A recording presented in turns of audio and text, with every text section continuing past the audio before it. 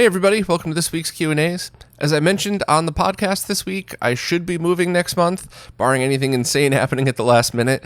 And if that's the case, the last 2 weeks in August, I might have to skip the Q&As, or I might have to do something silly like prop my cell phone up on a desk and just, talk to the cell phone answering it. I try not to cheese out with quality like that, but it's just a matter of will I actually have access to my equipment or will I not? So I'll figure that out as we go, but nothing else is stopping, especially none of the behind the scenes development work and all that stuff. That's all going full speed ahead. The only thing that might have to slow down is on camera stuff. So I just wanted to give everybody a heads up. But anyway, let's jump in and see what we got this week.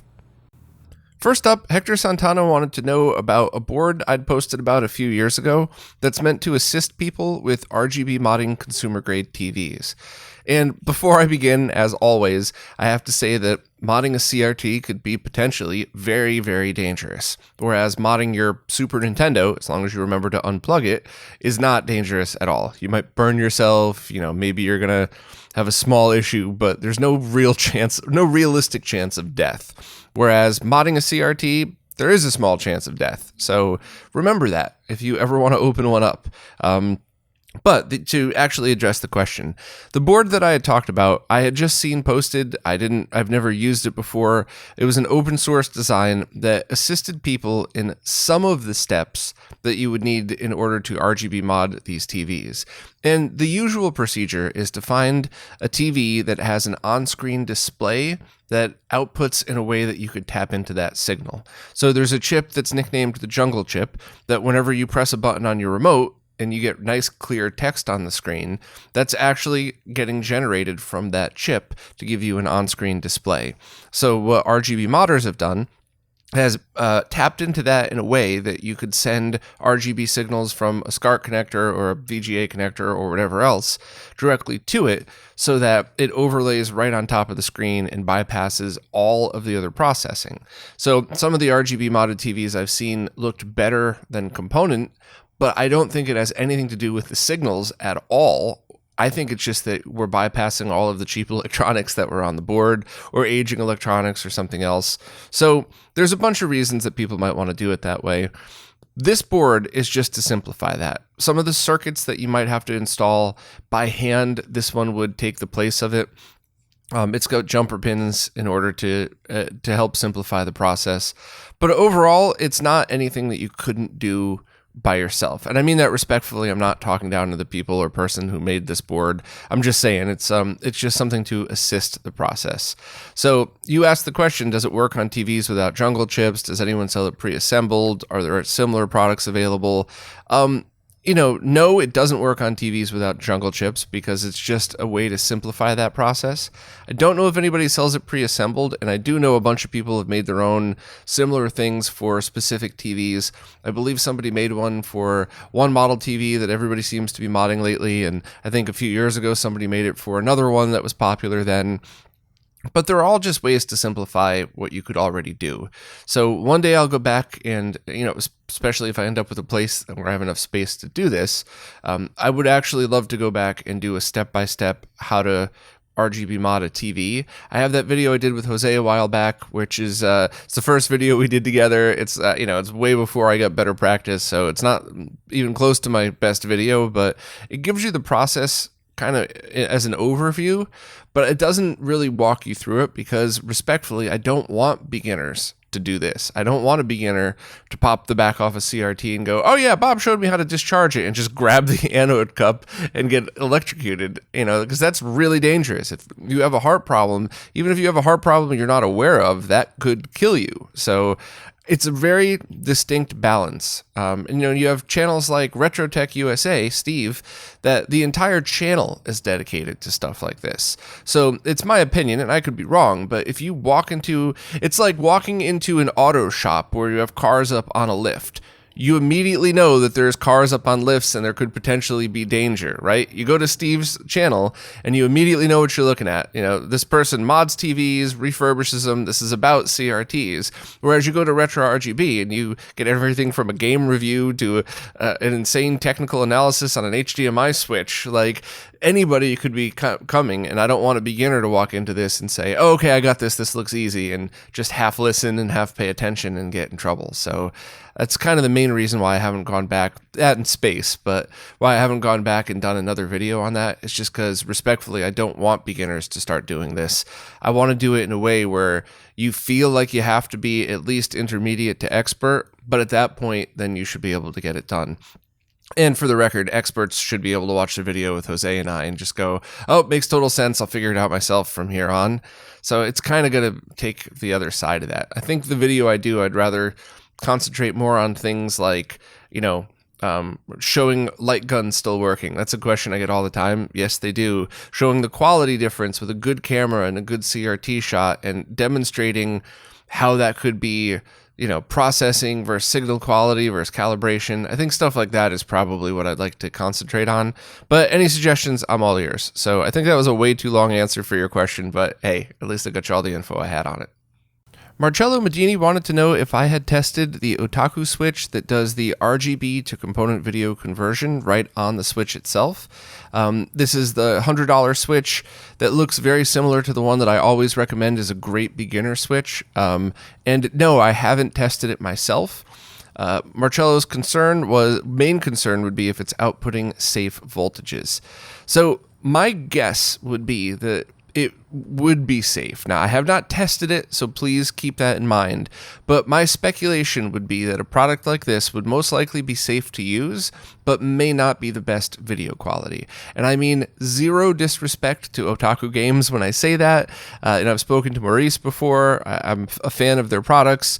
I just mean, generally speaking, doing this kind of video conversion is not easy, and it gets even harder in the context of video games. Because when you do these conversions with TV signals that have strict video standards that they adhered to, it's, you're really only concentrating on one thing or maybe two things.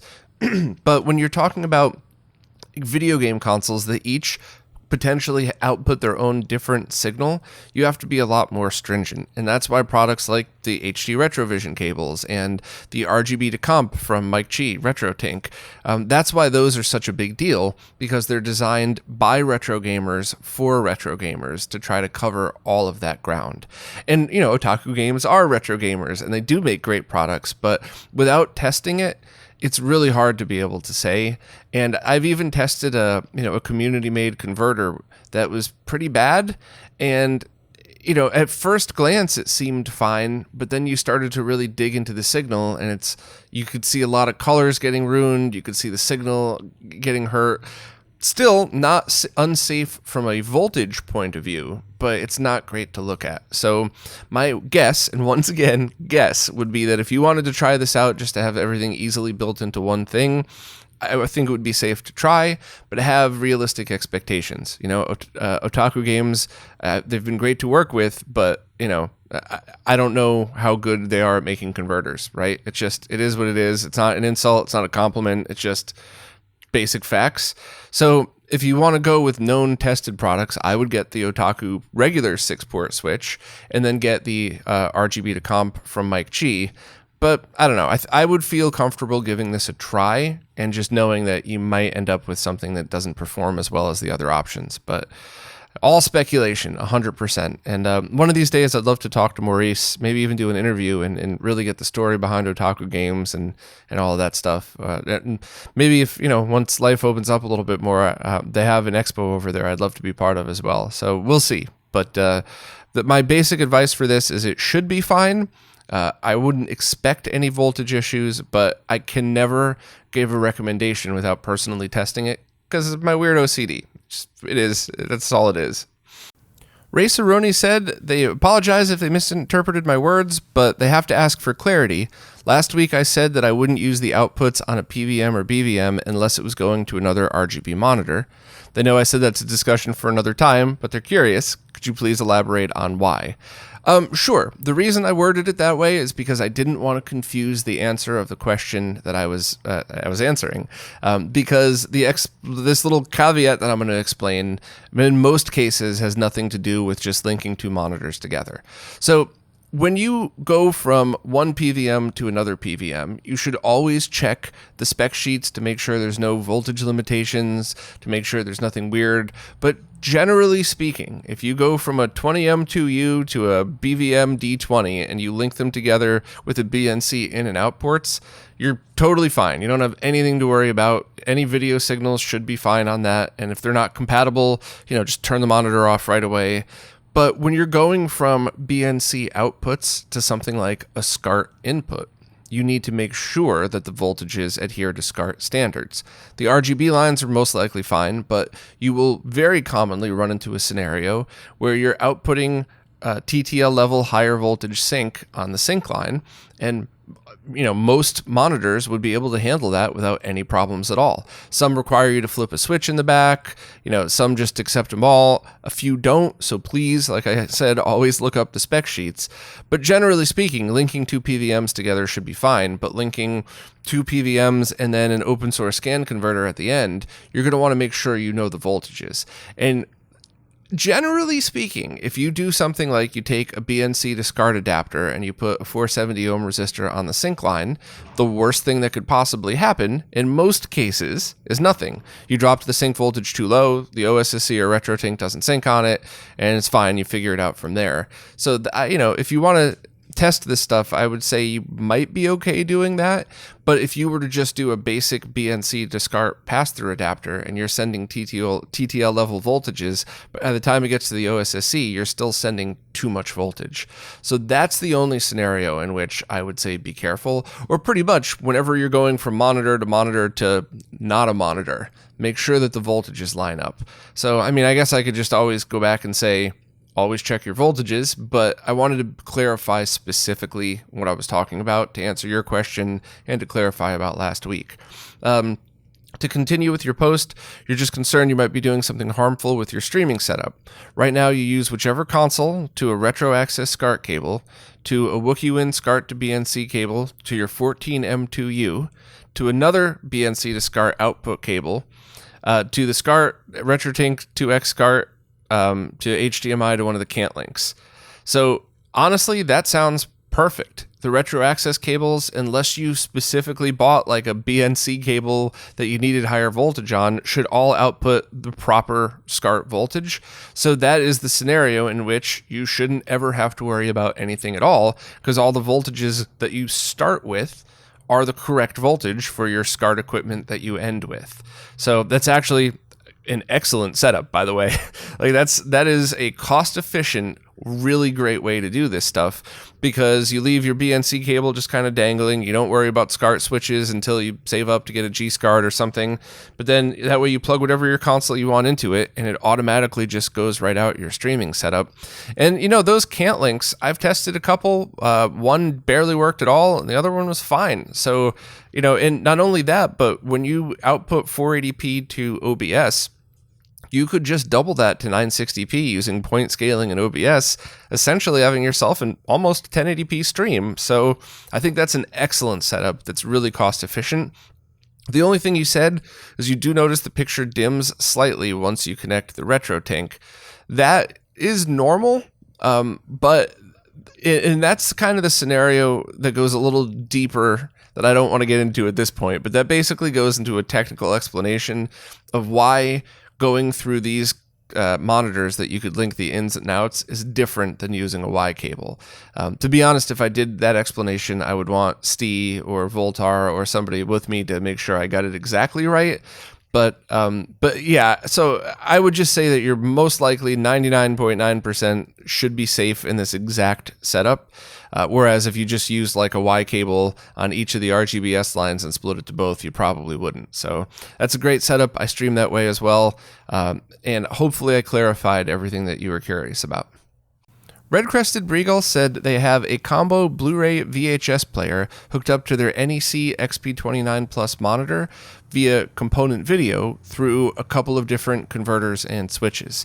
And they're having some kind of issues with movie playback. The picture's all weird is the description.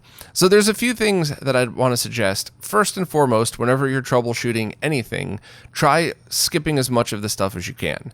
None of the things that you mentioned, the GComp switch, the G-SCART switch, any of that stuff seem like it could cause a problem, but it's always best to just go directly to the target device and then step it back from there just in case. So I would go directly into the converter that you mentioned, the Extron CVC300, and then into the XP29 and see if it still looks that way.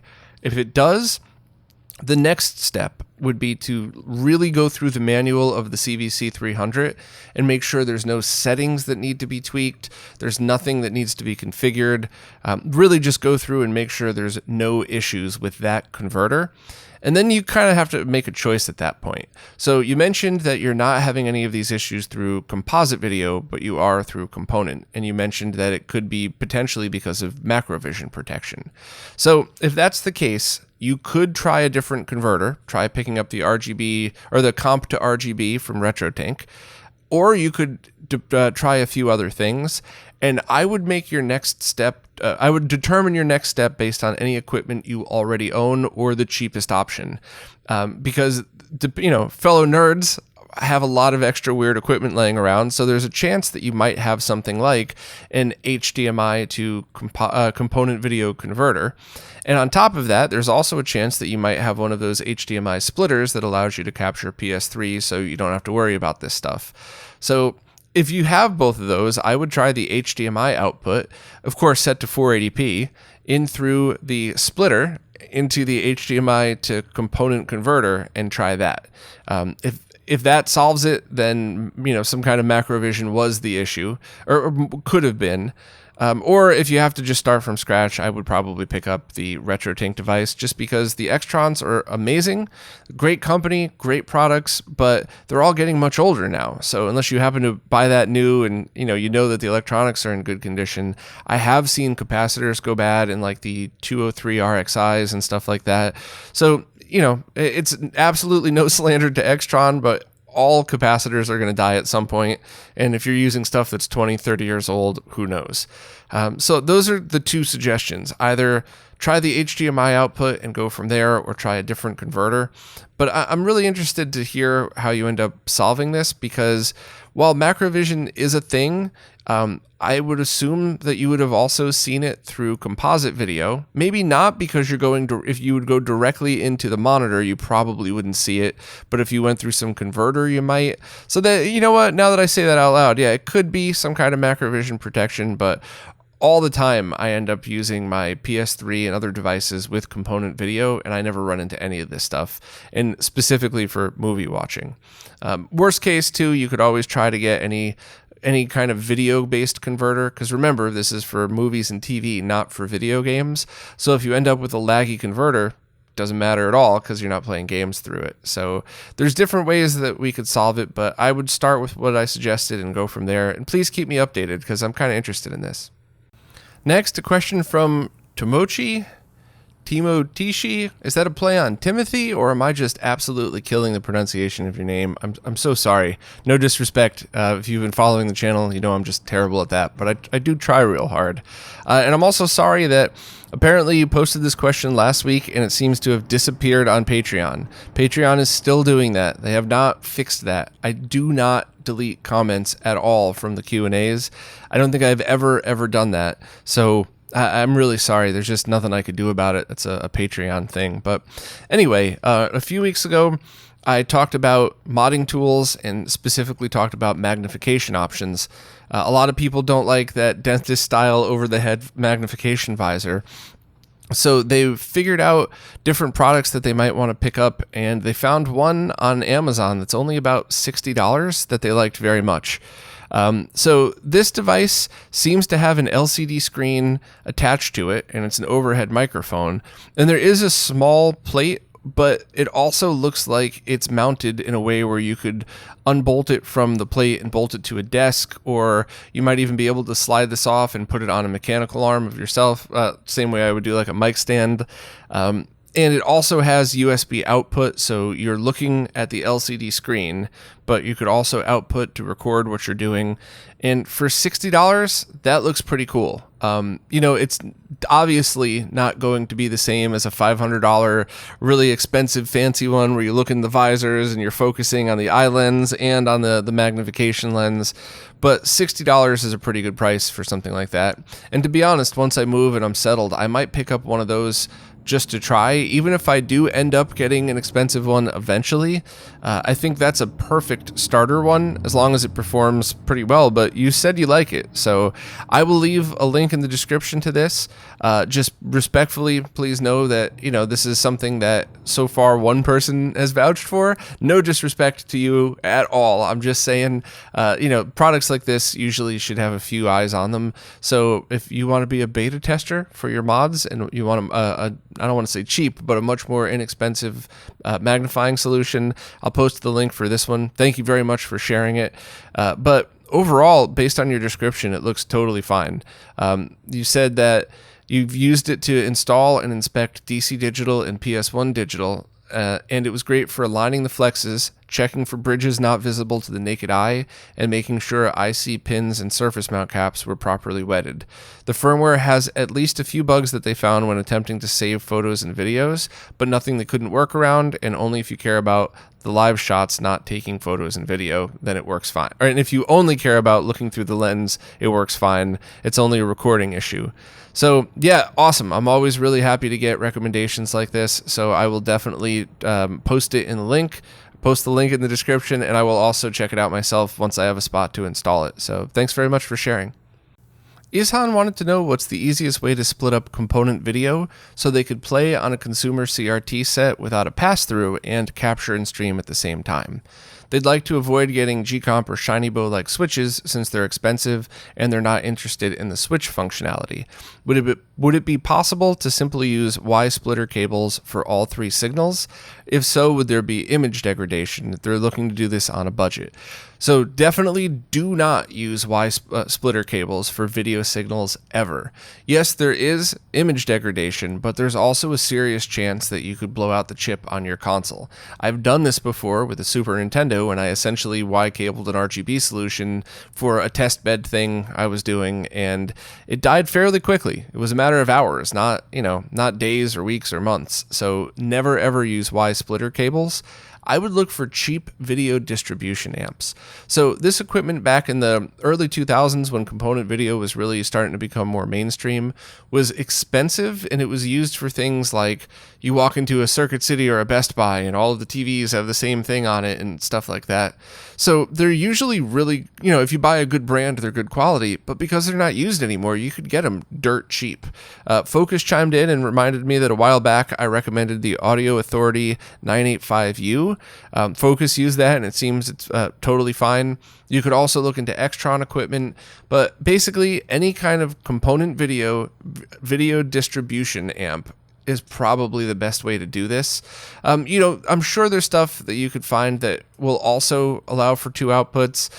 There are certain things that we used, like the comp cleaner. Voltar has his version that has two outputs that you could buy a bunch of converters to make. But to be perfectly honest, in your situation, I think looking around, find any powered distribution amp or powered component switch that has two outputs on eBay and give it a try. Go for the cheapest. If you could, if there's Audio Authority available, give that a try. If there's Extron available, give that a try. But yeah, I think I would just look for a powered box that specifically specs two simultaneous outputs at the same time, and you should be pretty good. Red Crested Regal wants to know, would there be any difference, quality or otherwise, between sending their scaler an RGB signal directly from their G-SCART switch versus having the signal go from their G-SCART into their PVM14M4U and then into the scaler from the outputs? This would allow them to have a free output on the G-SCART switch, but they definitely don't want to sacrifice signal quality. Anytime you add something to the chain of an analog video signal, you will lose quality. Now, whether that's visible to the naked eye is up to you. I've seen some monitors where I do that and it looks identical. I've seen some where it's a little dimmer, and I've seen some where red constantly drops out. I had a monitor where if you wiggled the output of the BNC output on the red line, red would just drop off from all signals. So obviously that's age. That's not a problem with the model monitor I was using. So I would say if it all looks fine to you, leave well enough alone. You could, of course, always check by just doing still captures for both and seeing if you could notice a difference. But overall, I think you should probably, unless you're already noticing a problem, you should be fine. And another question, does the PVM need to be turned on for its BNC outputs to be passing the signal through? Nope, you could leave that powered off if you'd like. Focus wants to know if I know of any stores that are selling the CPS I/O boards or a short kick harness. And I don't know of any stores selling them, but I'm sure they're probably out there. You probably just have to do some searches or maybe ask on an arcade forum. But two things to keep in mind. If you make one of these yourself, it's pretty easy. The JAMA connector is always going to be a pain in the ass, but generally speaking, it's a fairly easy thing to build. But of course, if you order the PCBs that are going to come in threes, if you order the parts from all of these different places, you're going to spend more in shipping than in the parts. So it's probably better to just make all three and then sell the other two. So that's something to keep in mind. The other thing that you might want to keep in mind is a project that should be out this year. So I'll take a step back for a moment. The CPS I/O boards are designed to be superguns without audio and video output for the specific purpose of taking a Capcom Play System 1, 2, or 3 that has the HDMI kit installed in it that is going to be for somebody that only uses HDMI out. So this board would only be for controls and power, essentially, and if you need to, extra service and test buttons or something like that.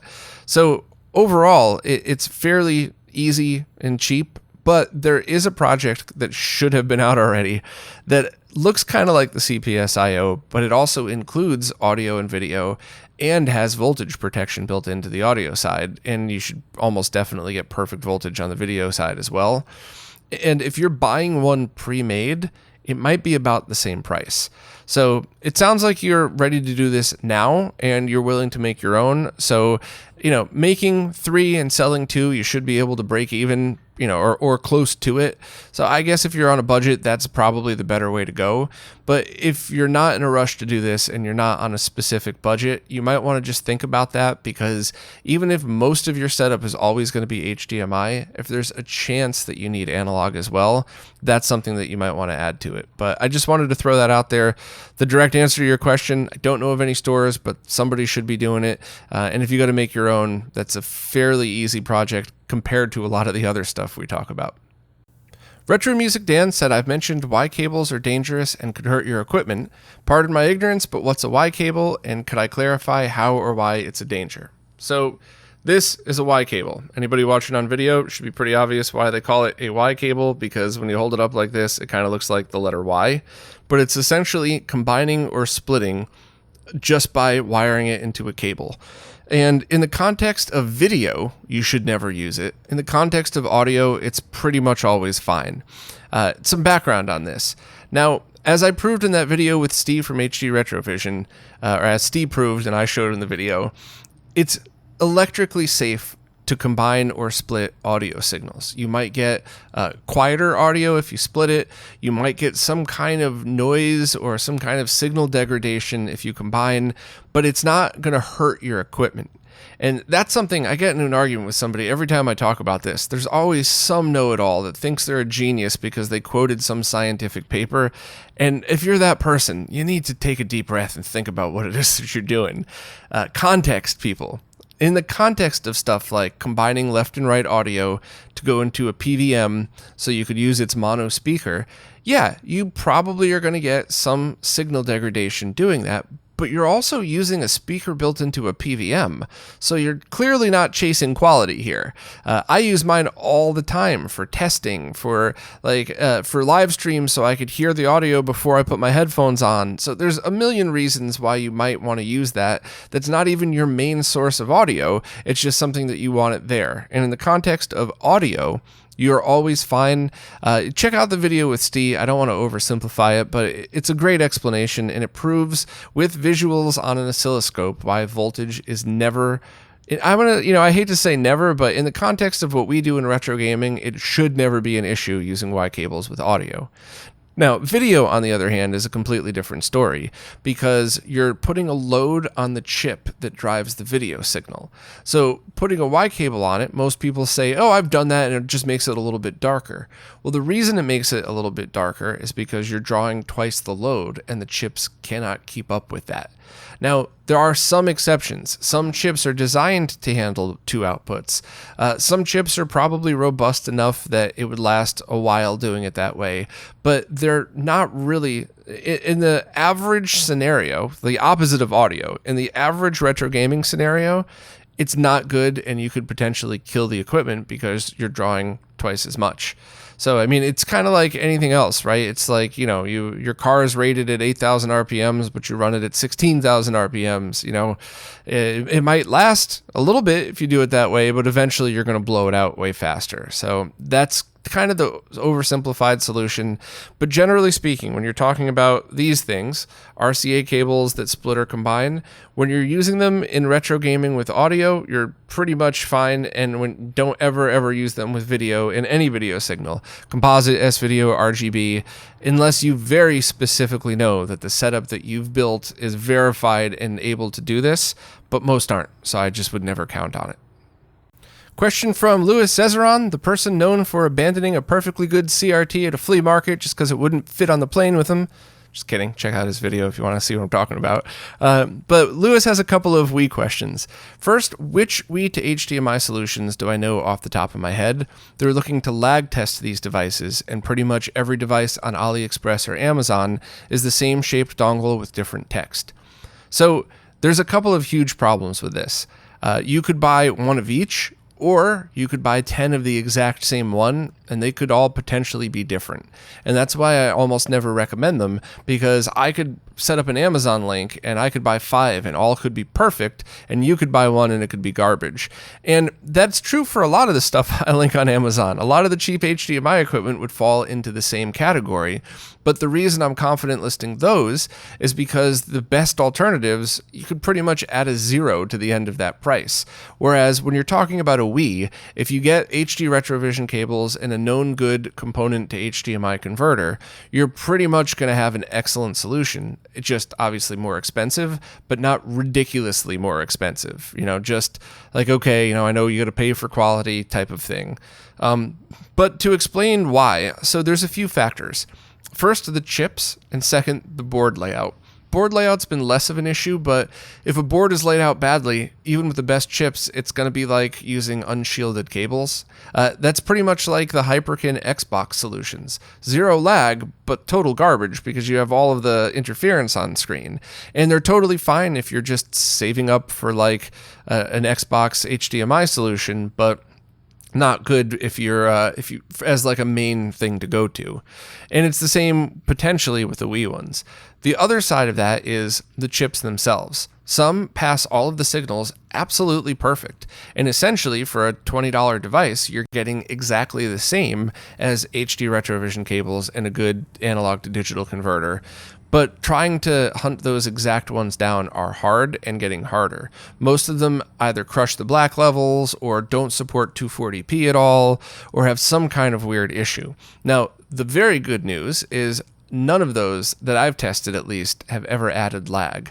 I believe there are some that say like scale to 1080p. I would assume that those do add a bunch of lag, but just the basic analog to digital converters should add 0. So that is the one bonus of using those, but you do have those other things to worry about. So as a short-term solution, which maybe you buy it as a short-term solution and it works with all the resolutions and the black levels work fine and you don't get any interference, beautiful, then just keep it permanently. So I would suggest it from that perspective, but anybody that buys those, I would make sure that you go into that thinking, I might have to upgrade at some point to something else. But for the price, it's certainly worth trying at least, if you know that's going to be your main use case. The other side of that is if you're going to be using your Wii on a CRT and a flat panel, just get the HD Retrovision cables and a converter. Other question, do I know of any place to find the AV port from a Wii without just taking one for parts? So I don't, but I think people have done that. I know for a fact there's a bunch of designs for the Super Nintendo multi-out, but I'm pretty sure people have done that for the Wii as well. So I would check Thingiverse, I would check OSH Park and see exactly what's out there. You might even want to contact the maker of the Xbox to Wii project to see if they had ever modified their 3D printed design in order to work for an original Wii. But if you're talking about the case of like somebody broke off the multi-out port, yeah, I mean, I would kind of look into any of those. You could probably direct wire as well, but that's a giant pain. So I don't know of any. I hope people have already done that, and I would kind of search through those places to see. And if anybody knows, of course, please post in the comments of these videos. Couple of questions from Jason Guffey. First, they were trying to repurpose an old laptop, and by mistake, they made a scratch on the board near a ground point via, and they're not sure if they caused a bigger short. They tried disconnecting the grounds around it. They tried checking for continuity, but they still get a little bit of tone in the multimeter when checking between power and ground. I am definitely not the person to give any advice on this, because what you did and where you did it and what type of board you did it on will make a huge factor in this. So just for an example, right? If you're working on a very, very basic circuit board, a 2-layer or even a 1-layer board, and you did that, you could very easily isolate, add new traces. I don't want to say easily, but it wouldn't be hard to repair something like that. But what if you got a much more complicated board, and you specifically said an old laptop? So that's not just a 4-layer board, that could also be a 6-layer or an 8-layer board. So if you were using a like a razor blade and you cut through multiple layers, that could be completely destroyed forever. So I'm not trying to shame you. I mean, we all got to make mistakes, obviously. But I'm just saying I wouldn't even know where to begin on something like that complicated. And even if I did understand, I don't know if I'm the best person to give advice on how to repair it or if it could be repaired.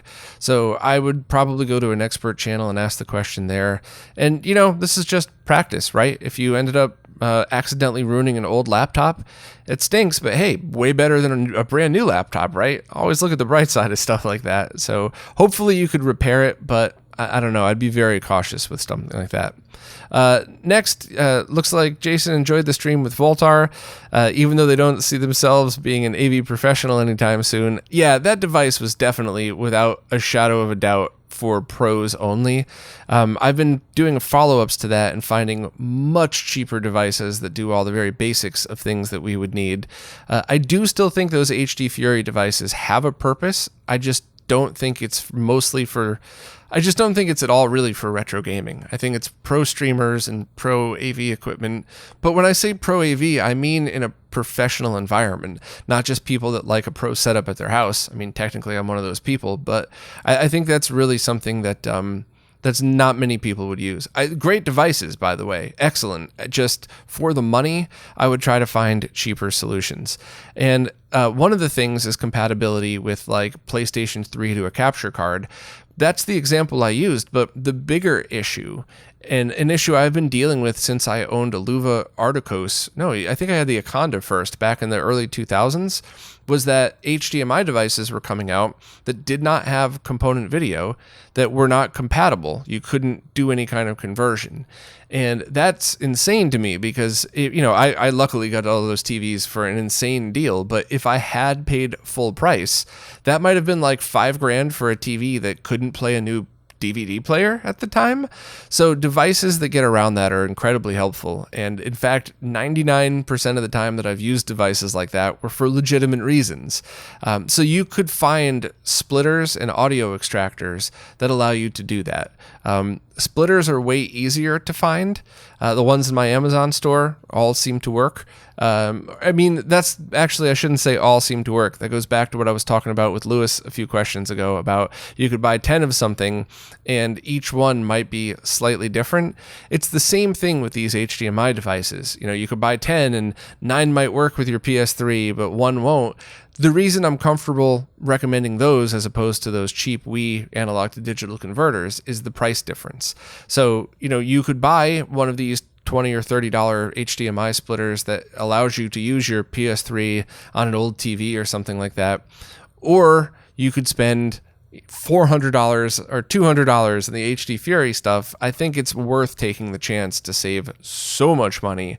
Whereas with the Wii, I would just say, I would either say try whatever you want at your own risk, or here's the correct solution to buy. So yeah, I'll leave a link to the splitters I use. Start with a splitter. I'm still trying to determine an audio extractor. That's the one that I linked to has been out of stock forever, but it's HDMI in, it's optical Toslink out, RCA optical out, and a 3.5 millimeter jack for just stereo. So it's HDMI in, and you get all of the audio choices for output plus HDMI out. I use that on my data path right now, and I love it. It does not take care of things like PS3, but it does the perfect type of audio conversion, doesn't crush colors, etc. But it's out of stock, so I'm looking at a new one. I'm looking to find a replacement for it. There's a brand, EasyCo. Actually, I have it sitting right in front of me because I was just testing it. They have some good stuff, but the one that I was specifically wanting that I just described with all the audio options, they're out of stock too. So I guess for your scenario, I would try one of the splitters that I have listed. One of them does have audio out, but not all of the options that I just mentioned. And of course, as soon as the other one comes out, I'll certainly update it. But yeah, going into an older HD CRT with a DVI or component video input, going into older projectors, going into older CRTs, there are so many very, very legitimate reasons of why people would want to take an HDMI device and watch their content on it that these converters would allow you to do. Lastly, they wanted to follow up about losing video on their GameCube Mark II. Turns out it's a common issue with a device with loose connectors. Yeah, that's what I was trying to allude to without being too rude last time. But they were kind of known, all of the Eons were kind of known to have their connectors not be the most secure on the inside. I think their original one, I think some of them were fine, and I think it was the Super 64 one, the clone device, that was really bad. But I don't know. I think I kind of lost my faith in Eon. So I would just, if you could repair it, cool. It looks like you did. But in the future, I would just stick with any of the other suggested solutions. Rick Lewis said, I started the weekly roundup saying I'll be moving. Am I finally leaving the city? Will I finally have room to do stuff without swapping things in and out constantly? Good luck with the move. Well, first, thank you very much. But yeah, I'm finally leaving the city and going back to the burbs, which would allow me to have a much bigger space to work out of. I do absolutely love New York City. I always have. I grew up coming here for concerts and stuff. I knew I would like living here, but I didn't know I would love living here as much as I do. But it really just comes down to money. I don't want to sound shallow or anything, but living in a tiny, tiny little place, trying to make it work versus spending a lot less money a month on a very large place comparatively. I'm not moving to a mansion or anything, but compared to where I'm working now, yeah, it's going to be much bigger. It was the right move. So unfortunately, I am going to miss the city a lot, but it's going to be very nice to do a live stream and not stop in the middle of the live stream to go, all right, well, give me a minute to box all this stuff back up because I have no room to pull out the thing that I need to test next. Like, it'll be nice just to have a normal size folding table so I could just slide stuff over and continue on. And yeah, even things like setting up shots. I mean, unless anybody's tried to do this consistently for a living, you don't really realize how much time is wasted. If you're, and I don't mean any disrespect. I hope this isn't coming across condescending or anything, but if you make videos for fun, a couple times a month, couple times a year, it might be annoying to set up and tear down, but imagine that 3 or 4 times a week. So set up, to grab the whitebox was the biggest time saver I bought in years, because I used to have to set up unpack and set up both lights, then set up my normal little whitebox, then set up my camera equipment. I mean, it was legit 40 minutes of tear down and setup every time. Whereas the all-in-one whitebox that I use, you just pop it open. It's 3 minutes of setup and 3 minutes of tear down. So stuff like that is a huge deal, and it's going to allow, I mean, I put a lot of hours into this, and it's going to cut a lot out just because of stuff like that. So I'm going to miss the city. I'm still going to see all my friends here, but I'm going to miss the ability to walk out my apartment door, walk 15 minutes, and, either be at a Subway where I could go visit awesome people or just be right at awesome people's houses and that's apartments. So yeah, I'm definitely going to miss all of that stuff, but I think allowing me to have a space that I could actually work out of would be cool. And I'm wondering about the audio difference, because right now there has not been a video since I moved to New York that I've been able to complete without at least once a horn or a truck or a siren or a wizard coming by and causing some noise and having me to stop my recording.